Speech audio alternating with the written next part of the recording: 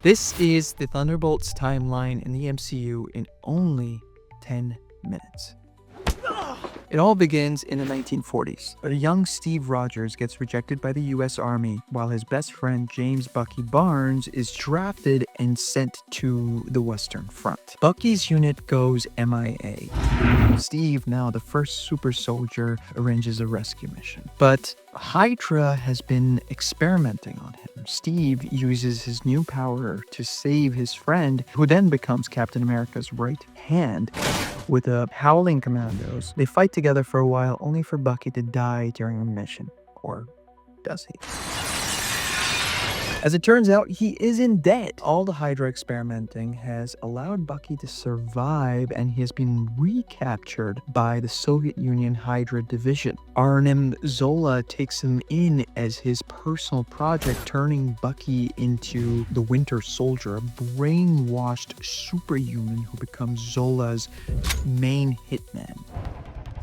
The Winter Soldier spends decades working in the dark until 2014, when his team of assassins get in the way of Nick Fury. Captain America recognizes soon enough, and they manage to free him from his brainwash. Unfortunately, though, Bucky escapes to Romania. This puts him in a vulnerable position yet again. 2 years after escaping, Barnes is framed by Helmut Zemo for a bombing in Vienna that kills T'Chaka, Wakanda king. Then Zemo himself reprograms Bucky to obey him and sends him on a rampage. Bucky's fate fractures the superhero community, with Captain America trying to help him while Iron Man chooses to wait for official orders. The rift is only made worse when Zemo reveals Winter Soldier killed Tony Stark's parents. After realizing he's a true threat, Bucky chooses to go back into a cryogenic sleep while they find a cure for him. This happens in Wakanda, while Shuri cures him and grants him a new moniker,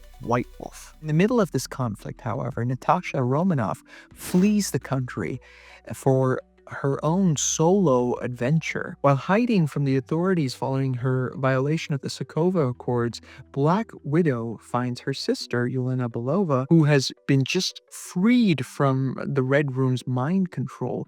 Natasha learns that this is a dangerous organization that is still up and going, so she and Belova set to stop it once and for all. Together, they break Alexei Shostakov from prison, formerly known as Red Guardian. He's Yelena and Natasha's adoptive father and a super soldier on the Russian side. The three find Milena Vostokov, the woman's adoptive mother, and Alexei's assassin partner. The whole family fights General Dreykov and his minion Taskmaster, whose photographic reflexes prove to be a true challenge for the Widows. Taskmaster is a formidable adversary and so much more. She's Antonia Dreykov, the general daughter who Natasha thought she was dead after she bombed Dreykov's office in 1995. Antonia isn't a regular woman anymore.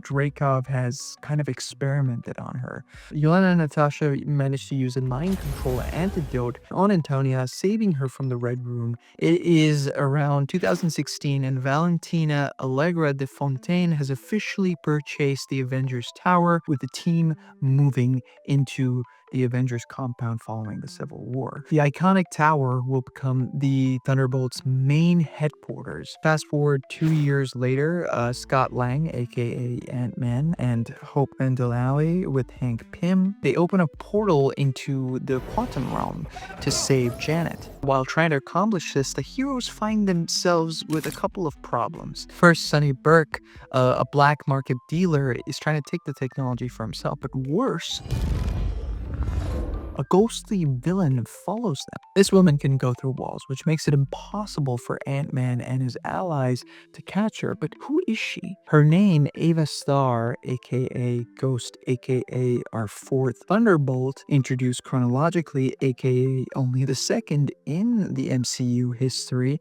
Ant-Man and the Wasp explains that Ava isn't a villain. Just for the sake of being evil, she's about to die due to molecular instability after one of her dad's experiments ruined her life as a child. She believes Janet's quantum energy will save her. In the end, Janet actually helps Ava, giving her some of her energy to stabilize her.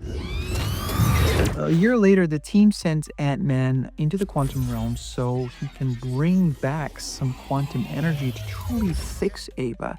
But before they can bring him back, Hope, Janet, and Hank turn it into dust. Ghost's future is now uncertain. The Thunderbolts trailer shows she isn't dealing with molecular instability anymore, so hopefully the film will explain how she was cured. Now we've arrived to the most climactic moment. It's 2019, the Avengers have failed to take it down Thanos, the villain snaps his fingers, and poof, half of the universe's population is now gone. Dust. This includes tons of heroes like Black Panther, Spider-Man, Sam Wilson, and Yelena Belova, and Bucky Barnes. It takes 5 years for the remaining heroes to find some sort of solution. When Scott Lang returns from the quantum realm, this inspires the Avengers to travel back in time to get the stones before Thanos can get his hands on them. The time heist allows Iron Man to snap back, bringing everyone back to life. Yelena, who was in the middle of a mission when she disappeared, learns what happened through a former widow. This scene is actually one of the few moments in the MCU where we see the snap happen through one of the victim's eyes. The former widow has to cope with her sister's death. Yelena visits Natasha's grave. Valentina Lager de Fontaine offers the assassin a new target. Hawkeye, or as Valentina called him, the man responsible for Natasha's death. Hurt, Yelena sets on to kill Hawkeye, believing Valentina's every word. First, she has to go to Kate Bishop, but she manages to confront the Archer. While fighting, Clint finds the time to explain to Yelena what really happened. Natasha sacrificed herself. Fans already knew this, but nobody knew Yelena was already familiar with Valentina. Before Valentina sent Yelena to kill Hawkeye, she slithered her way into another anti-hero's life, John Walker. During The Falcon and the Winter Soldier, John Walker actually becomes the new Captain America. With Steve retired and Sam unwilling to take the shield, the US government chooses John Walker, a decorated military man, to take on the reins. Now, Walker tries to join the fight alongside Bucky and Sam. Desperate to be as good as he can in the role, Walker takes the super soldier serum, but this isn't enough. When one of the Flash Smashers kills his partner, Lemur Hoskins, Walker decapitates the kid with the shield in the middle of a public street. His rage costs John the title, but Valentina approaches him. The mysterious woman convinces him to join her soon, grants him a new suit, and rebaptizes him US Agent. This person becomes another chess piece in Valentina's game, one that we'll soon see in Thunderbolts. Since Bucky already knows what the US agent is capable of, it will be interesting to see his dynamic with John. Bucky has killed before too, but he wasn't himself at the time, so he has a bit of moral ground over John. Who made that call? She did. Back to the timeline, a year after convincing US agent to join her, Valentina reappears in Black Panther Wakanda Forever, and now she revealed herself as the CIA director. Valentina has been amassing power for years, and the Thunderbolts are a big part of her project. But what are her true intentions? Is she trying to take control of the government? And more importantly, will characters like Yelena and Bucky let her? Captain America Brave New World has revealed that Bucky Barnes will become a congressman. If he's that close to the US government, he could become an accidental tool for Valentina. The Thunderbolts team has been years in the making, so their story will surely alter the MCU completely. Add a powerful character like Sentry to the mix, and it will surely be epic. We can't wait for Thunderbolts film. What about you? Let us know in the comments below. Until next time, thanks for watching CBR.